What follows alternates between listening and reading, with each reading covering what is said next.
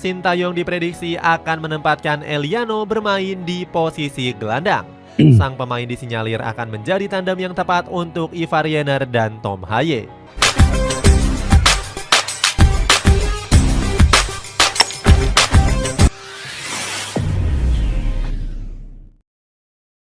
Assalamualaikum dan salam persaudaraan, salam sepak bola. Selamat bertemu kembali di channel Askalani Studio guys. Oke, apa kabar semua? Semoga dalam keadaan sehat walafiat. Sentiasa kalian saya doakan dimurahkan rezeki dan juga sentiasa kalian sukses dalam apa jua yang kalian usahakan bersama keluarga kalian guys. Oke, selamat berakhir pekan juga kepada semua. Semoga riadah dan juga bersama keluarga, bersama jiran tetangga guys.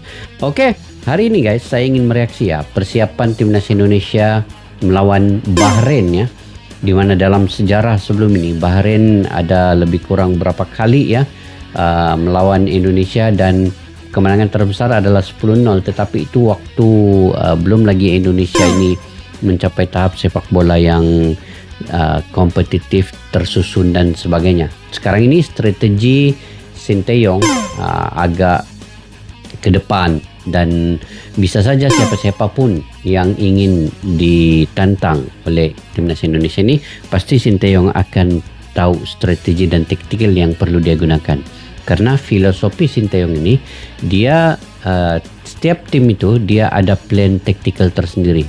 Kalau tim A dia punya taktikal yang ini, oke, tim B dia punya taktikal ini, jadi bergantung kepada siapa yang akan dilawan oleh Indonesia. Oke, pada tanggal 10 ini Indonesia akan melawan Bahrain. Untuk skuad yang ada sekarang ini Indonesia dikuatkan lagi dengan kedatangan Miss Hilgers dan juga Eliano Reinders. Oke, Miss Hilgers kita ketahui bermain di pertahanan, lini pertahanan bersama bergandingan dengan Bang J, Rizky Ridho ada di situ, Justin Nubna ada di situ, Sandy Walsh juga ada di situ, dan pemain-pemain lain yang mungkin akan berada di lini belakang. Tetapi Sintayong sahaja yang mengetahui siapakah pemain yang harus bermain di starting 11. Dan saya pasti Miss Hilgers ini akan bermain ya, karena sayang kalau dia sudah ada di timnas Indonesia dan tidak dimainkan. Jadi saya pasti dia akan dimainkan. Begitu juga dengan Eliano Reinders, akan bergandingan dengan Orat Magun dan juga Rafael Struijk. Jadi itu mungkin juga Sintayong ada taktikal sendiri, dan bagaimana strateginya hanya beliau yang tahu, dan kita akan tunggu sampai di perlawanan nanti. Oke guys, kita akan sama-sama reaksi video ini, yaitu memasang bintang penjengal untuk atasi strategi guling-guling Bahrain. Prediksi starting Indonesia. Oke, apakah prediksi ini? Yuk sama-sama kita nonton video ini. Sintayong diprediksi akan langsung memainkan skema menyerang di laga kontra Bahrain. Skema menyerang dilakukan agar tim nasional Indonesia bisa mendapatkan gol cepat. Gaya menyerang Coach Shin tersebut didukung dengan hadirnya Eliano Reinders yang bisa menambah kreasi serangan.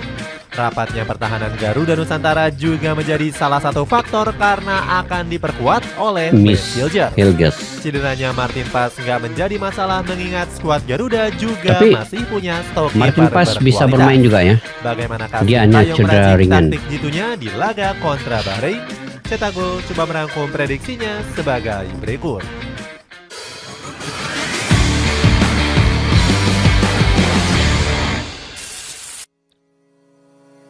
Sintayong memanggil pemain terbaik. Sintayong telah merilis 27 pemain terbaik untuk dua laga menghadapi Bahrain dan Tiongkok. Dalam perilisan skuadnya, Coach Shin memasukkan nama Eliano Reinders dan juga Miss Hilgers. Dua pemain anyar ini diperkirakan bakal menjalani debut pertamanya di laga kontra Bahrain. Akan tetapi sempat beredar rumor keduanya gagal debut karena pendaftaran pemain yang sangat mepet. Tanggal 20 sampai 24 September kita masih ada waktu 4 sampai 5 hari untuk coba meregister. Karena kalau lewat dari tanggal 24 mereka tidak bisa main pada bulan Oktober. Ungkap Erick Thohir. Untungnya Hilgers dan Eliano dipastikan bisa menjalani debut karena FIFA sudah mengesahkan keduanya sebagai WNI. Kabar baik lainnya datang dari sejumlah pemain yang berpotensi bakal tampil. Jordi Amat dan Malik Rizaldi masuk dalam daftar Jordi 27 Amat, pemain Malik Rizaldi yang ya? dipanggil. Sebelumnya, kedua pemain tersebut sempat absen karena menderita cedera dan juga akumulasi kartu. Artinya timnas Indonesia datang dengan kekuatan terbaiknya di laga kontra Bahrain. Kekuatan terbaiknya Erick Thohir guys. menargetkan Sintayong bisa mendulang 15 poin dalam 10 laga. Menurut Erick Thohir, mengumpulkan 15 poin sudah cukup mengamankan posisi Indonesia di 4 besar. Namun Erick Thohir nggak ingin para punggawa timnas Indonesia untuk jumawa. Pasalnya mereka bakal berhadapan dengan lawan kuat lain seperti Australia dan Jepang. Meski demikian, jangan anggap ketika lawan Australia dan Jepang, timnas kita langsung diposisikan sebagai lawan yang seimbang. Peringkat FIFA menyatakan perbedaan itu. Karena kita underdog, maka target poin penuh di laga kontra Bahrain dan Cina, ujar Erick Thohir. Jadi berhabis lawan Bahrain dan China. Berbeda dilontarkan oleh Sumarji yang realistis Indonesia hanya mampu membawa pulang 4 poin. Dia menyebut skuad Garuda akan kesulitan menghadapi laga kontra Bahrain. Pasalnya dalam 2 laga sebelumnya skuad The Maroon sempat mengalahkan Australia. Namun Sintayong justru merasa tertantang bisa membawa Indonesia memenangkan 2 laga. Oke guys, sebelum tuh, walaupun Bahrain menang lawan Australia, tetapi itu dengan Australia bermain 10 pemain ya. Nah, jadi untuk lawan Indonesia nanti, jika main 11-11, ini masih seimbang. Dan optimis target Sintayong untuk menang lawan Bahrain itu saya punya keyakinan masih tinggi. Dan tetap semangat. Dan dengan kemasukan pemain baru seperti Michel Guess dan juga Eliano Rendes di bagian lini depan, dan Martin Paes pun juga masih lagi bisa bermain, itu saya yakin Indonesia bisa mencipta kejutan bermain di Bahrain nanti guys. Kita doakan. Oke, lanjut. Mengusung permainan menyerang sejak awal. Strategi menyerang ini bagus. Keinginan Sintayong bisa terwujud apabila Indonesia bermain menyerang sejak menit awal. Coach Shin bisa memanfaatkan kemampuan hebat dari Eliano Raiders. Pemain dari PEC Zwolle ini memang dikenal bisa bermain dalam berbagai posisi yang berbeda. Baru ini muda lagi. Posisi asli sebagai bek kanan, Eliano sendiri bisa bermain di posisi gelandang hingga sayap kiri. Eliano sendiri mengaku siap untuk bermain di posisi mana saja dalam formasi Sintayong. Saya akan bermain di posisi yang pelatih butuhkan. Kalau timnas Indonesia butuh saya di posisi gelandang ataupun penyerang, saya akan memberikan 100% kemampuan saya, janji Eliano. Fleksibilitas Eliano menjadi keunggulan tersendiri untuk Sintayong. Apalagi timnas Indonesia memang kekurangan pemain serba bisa karena menipisnya stok versatile. Oleh karena itu, Sintayong diprediksi akan menempatkan Eliano bermain di posisi gelandang. Sang pemain disinyalir akan menjadi tandem yang tepat untuk Ivar Jenner dan Tom Haye. Roni Panganaman menyebut Eliano memang sangat cocok bermain di posisi gelandang. Kalau kita bergeser ke gelandang itu Eliano ditaruh di sana. Selain itu ada juga Ivar Jenner, Nathan, Ricky Kambuaya, ada Marcelino Ferdinand masih dan Tom banyak Haye, pilihan guys ya. ucap Bung Ropan. Ivar, Di Marcelino. sektor lini depan sendiri kemungkinan besar masih akan bergantung pada Rafael Strijk dan Ragnar Oratmangun. Ini masih lagi. Selain itu timnas Rafael Indonesia Strijk dan juga Oratmangun. masih punya beberapa nama lainnya. Sebut saja Hoki Caraka yang berhasil Hoki tampil pun memukau ada juga dengan mencetak 2 gol kontra Arema. Lengkapnya semua lini akan membuat skuad Garuda bermain lebih menyerang.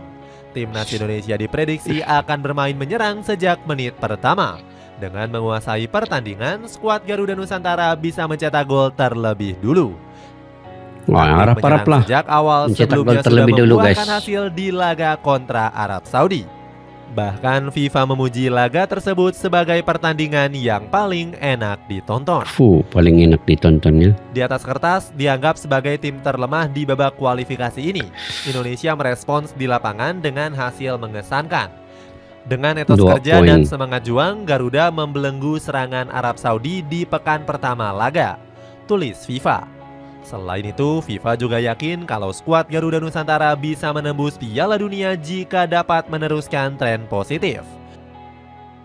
Jika Indonesia dapat mempertahankan performa ini, mereka akan memiliki kesempatan untuk lolos ke putaran final Piala Dunia untuk pertama kalinya sejak 1938. Pertama kalinya sejak 1938. Menanti kiprah pertahanan baru. Wah, indah sabar mau tengok ini Messi sini main di lini pertahanan, guys. Apabila menyerang ini berjalan sesuai rencana, timnas Indonesia bisa menguatkan sektor pertahanan. Bergabungnya Messi semakin memperkokoh tembok pertahanan. Pecinta sepak bola tanah air mengaku nggak sabar menantikan kiprah pemain keturunan Manado ini. Sesaat setelah diresmikan, Hilgers juga tampak bersemangat berseragam merah putih. Pak Erik, saya siap untuk Indonesia. Saya bangga bermain untuk Indonesia dan saya senang berada di sini. Ujarnya dengan senyum manis mengembang. Sintayong diperkirakan akan langsung memainkannya sebagai starter. Jika melihat pola bertahan yang sudah-sudah, Sintayong sepertinya masih akan menggunakan 3 bek tengah. Hilgers diprediksi akan bermain bersama J.Idzes dan juga Rizky Ridho. Mengacu pada performanya, Hilgers diperkirakan mampu membuat aman gawang timnas Indonesia. Ada juga. Apalagi Jordi Amat lagi. Tampil konsisten dan sempat membuat para penyerang Manchester United kesulitan. Sosok J.Idzes diperkirakan akan mempermudah Hilgers untuk beradaptasi. Dengan jam terbang tinggi di level Eropa, Hilgers akan menjadi tumpuan utama di pertahanan. Pasalnya, Indonesia diterpa kabar kurang sedap dengan cederanya Martin Paes menjelang laga. Kiper FC Dallas ini dikabarkan menderita cedera di pergelangan tangannya. Tapi cedera ringan, masih bisa bermain. Menggantikan Martin Paes di posisi kiper karena menderita cedera. Tulis keterangan resmi FC Dallas. Dengan begitu, Sintayong diperkirakan akan memainkan Hernando Ari. Kiper kelahiran Semarang ini tampil solid bersama Persebaya Surabaya. Dari 4 laga, Hernando tercatat hanya 1 kali kebobolan dan mengantarkan baju hijau ke puncak klasemen. Catatan ini menjadi modal bagus untuk lini belakang tim nasional Indonesia. Hindari terpancing taktik licik Bahrain. Oh ini, jangan terpancing Gail. Taktik licik Bahrain ini. Macam Australia pemain baru timnas Indonesia tetap harus waspada dengan permainan licik Bahrain. Taktik guling-guling ini sudah pernah dimainkan pada laga kontra Australia. Ini adalah jumlah menit bermain sepak bola terendah yang pernah saya lihat. Total bola berada di lapangan dan dimainkan hanyalah 46 menit. Kritik Graham Arnold, pelatih Australia saat itu. Alessandro Sirkati juga heran dengan permainan kotor Bahrain yang berbuah kemenangan. Seperti yang Anda katakan, rasanya tidak sampai 5 menit pertandingan selalu dihentikan. Setiap 3 menit ada seseorang di lantai, bahaya juga Bahrainnya. ada sesuatu yang terjadi, ucap Sirkati. Tim nasional Indonesia dituntut untuk bisa mematahkan permainan Bahrain. Pasukan Mutiara Teluk mengandalkan fisik dan permainan agresif saat bermain menekuk skuad Sokros. Nggak cuma pemain, para supporter Bahrain juga mengganggu para pemain timnas Jepang dengan menyoroti laser. Hal ini membuat Haji Memoriyasu selaku pelatih sangat kesal. Ada upaya mengganggu pemain saya dengan laser dan itu berbahaya, ucap pelatih 56 tahun itu. Kelicikan tapi ini menang juga Jepang kita dengan kotornya permainan Qatar pada Piala Asia U23. Media asal Tiongkok yakni Sohu memprediksi Indonesia akan kesulitan mengatasi permainan Bahrain. Meskipun begitu, Erick Thohir memperingatkan Indonesia untuk bermain agresif. Kita harus siap menghadapi segala bentuk tekanan dari lawan, termasuk provokasi dari luar lapangan. Ini adalah bagian penting dari persiapan kita menuju kualifikasi Piala Dunia 2026, ungkap Sin. Namun Indonesia juga tetap mewaspadai wasit yang memimpin pertandingan. AFC telah menunjuk Ahmed Alkaf sebagai wasit yang akan bertugas di laga Bahrain versus Indonesia. Wasit asal Oman ini kerap melakukan keputusan kontroversi yang merugikan banyak tim. Ini yang bahaya juga wasit nih. Sangat nggak bersahabat saat dipimpin pengadil lapangan asal Timur Tengah. Ditambah lagi, Alkaf juga punya rekam jejak yang buruk dengan pernah menghadiahkan penalti untuk Arab Saudi. Hal itu terjadi di Piala Asia U23 tahun 2020 yang lalu. Pemain tim nasional Indonesia harus berhati-hati dalam melakukan tindakan. Punggawa Garuda nggak boleh terburu-buru melakukan tackle meskipun dalam keadaan yang berbahaya. Alasannya Alkaf sendiri dikenal sebagai Bahaya wasit wasit nih. yang sangat ringan tangan memberikan kartu. Tercatat, wasit berusia 41 tahun ini sudah mengeluarkan 8 kartu kuning dari 3 pertandingan. Laga Al-Nassr menghadapi ya. Al-Ain menjadi match yang paling banyak Alkaf mengeluarkan kartu. Oleh sebab itu, para punggawa Garuda dituntut untuk bisa tampil maksimal dan gak melakukan kesalahan yang fatal. Itulah ulasan prediksi formasi Timnas Indonesia di pertandingan kontra Timnas Bahrain. Bagaimana pendapatmu? Apakah skema permainan ini ampuh membawa Indonesia meraup poin penuh?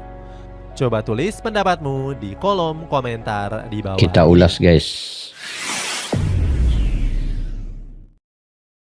Oke guys, semoga tambahan 2 pemain baru ini, yaitu Misilges dan juga Eliano Rendes, bisa mengubah keadaan melawan Bahrain nanti. Dan Indonesia punya taktikal, menyerang dari awal, ingin mendapatkan gol awal dan menyerang sampai ke 90 menit. Itu prediksi dan juga kemungkinan taktikal daripada Sinteyong. Apapun perlu berwaspada karena Bahrain dengan style guling-gulingnya sama seperti Vietnam juga Bahrain ini. Kalau di ASEAN-nya Vietnam, tapi kalau di Asia-nya Bahrain, seperti juga Qatar, itu punya taktikal yang sangat licik untuk menang. Dan mereka menang lawan Australia 1-0 itu juga dengan kelicikan memancing pemain-pemain Australia, dan akhirnya dikenakan kartu merah pemain Australia bermain dengan 10 orang. Dan akhirnya Bahrain mendapat 1 gol dengan kelebihan 11 pemain itu. Jadi ini yang harus diwaspadai. Kalau saya melihat skuad Timnas Indonesia, penjaga gol masih lagi Martin Pas, dan juga bagian lini belakang J. Ejas, Misilges, Rizky Ridho, kemungkinan, ataupun Jordi Amat, ataupun Justin Dumne, itu mungkin Sinteyong lebih mengetahui. Kemudian di bagian lini tengah ada Verdong, Sandy Walsh, Ivar Jenner, ada Tom Haye, Marcelino Ferdinand. Jadi pilihan tuh banyak. Tapi yang saya ingin betul-betul melihat permainan lawan Bahrain ini ialah permainan Misilges dan juga Eliano Rendes. Adakah Eliano Rendes ini bisa mencipta satu kejutan di debut yang pertama ini? Itu kita nantikan. Dan kita doakan Indonesia bisa mengalahkan Bahrain guys, karena ini penting. Karena target Indonesia itu di putaran ketiga ini adalah di posisi 4 teratas. Ini bermakna posisi kedua, ketiga, keempat itu bisa saja dihuni oleh Timnas Indonesia. Jadi peluangnya sama ada bisa menang lawan Bahrain dan China di kandang lawan, dan di kandang sendiri nanti insya Allah Indonesia lagi kuat dan semangat karena didukung oleh penyokong, pendukung dan juga fans Ultras Garuda La Grande yang ada seramai 70.000 ke 80.000 di GBK nanti. Jadi bagaimana menurut pandangan kalian guys terkait dengan perlawanan pertama untuk Misilges dan juga Eliano Rendes ini? Adakah mereka bisa membantu? Kalian bisa komentar di ruang kolom di bawah. Dan kepada yang baru mampir, jangan lupa untuk like, share dan komen, dan kepada jangan lupa juga untuk subscribe ya channel ini. Dan kepada yang sudah subscribe, yang selalu berkomentar secara positif, selalu like, teruskan. Dan saya sangat apresiasi, saya sangat menghargai apa yang kalian lakukan. Tanpa dukungan kalian, saya tidak mampu berbicara terkait dengan sepak bola Indonesia ini.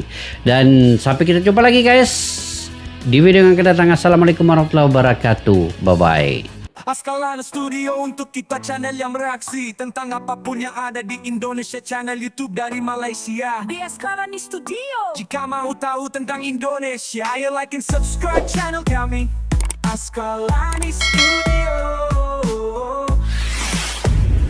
Askalani Studio.